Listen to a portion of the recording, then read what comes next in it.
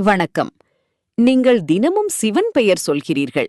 ஆனால் அவர் யார் என்று உண்மையிலேயே தெரியுமா? 3 கண்கள், நெற்றியில் ஒளிரும் அக்கினி, கழுத்தில் பாம்பு, கையில் திரிசூலம். இவர் யாரோ ஒரு தெய்வம் மட்டுமல்ல. இவர்தான் இந்த பிரபஞ்சத்தின் ஆதி மற்றும் அந்தம். வாருங்க, இன்று மகாதேவனின் கதையை தெரிந்து கொள்வோம். சிவன் என்ற சொல்லுக்கே நன்மை செய்பவன், மங்களம் தருபவன் என்று பொருள். இவர் திரிமூர்த்திகளில் ஒருவர். பிரம்மன் படைப்பவர், விஷ்ணு காப்பவர், சிவன் அழிப்பவர். ஆனால் இந்த அழிப்பு கெட்டதல்ல. பழையதை அழித்து புதியதை உருவாக்கும் மாற்றமே அது. சிவன் சதாசிவன், இப்போதும் நன்மை செய்பவர். அவரை மகாதேவன், ஆதியோகி, நடராஜன், பசுபதி என்று பல பெயர்களால் அழைக்கிறோம். 1008 திருப்பெயர்கள் உள்ளன சிவனுக்கு. ஒவ்வொரு பெயரும் அவரது ஒரு குணத்தை சொல்கிறது. சிவனை பார்க்கும்போது ஒவ்வொரு அடையாளமும் ஒரு ஆழமான செய்தி சொல்கிறது. நெற்றிப்பட்டை, சந்திரன், மனதின் அமைதி, காலத்தின் கட்டுப்பாடு. கழுத்தில் பாம்பு, மரணத்தையும் தன் கட்டுப்பாட்டில் வைத்திருப்பவர். கங்கை நதி ஜடையில், உலக அறிவை தன்னில் தாங்குபவர்.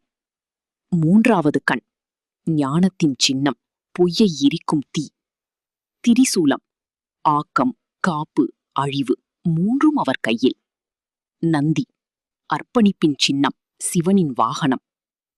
கடல் கடைந்தபோது அமுதம் மட்டும் வரவில்லை, ஆழகால விஷமும் வந்தது. அந்த விஷம் பிரபஞ்சத்தையே அழிக்கும் சக்தி கொண்டது. தேவர்களும் அசுரர்களும் அதிர்ந்தனர். யாரும் அதைத் தொட தயாரில்லை. அப்போது வந்தார் மகாதேவன்.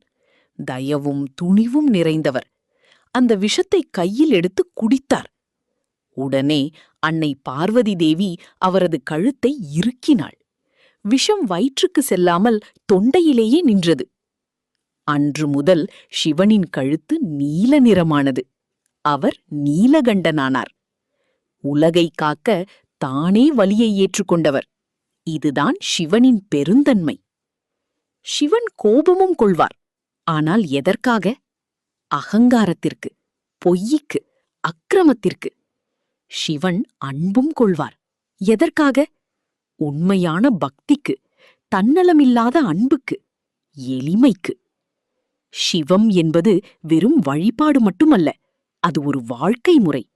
நல்லதை செய், தீமையை எதிர்கொள், உலகை அன்பால் காப்பாற்று. சிவனை தினமும் நினைக்கிறோம். ஆனால் இனிமேல் அவர் யார் என்று உணர்ந்து நினைப்போம். நன்றி. நம சிவாய.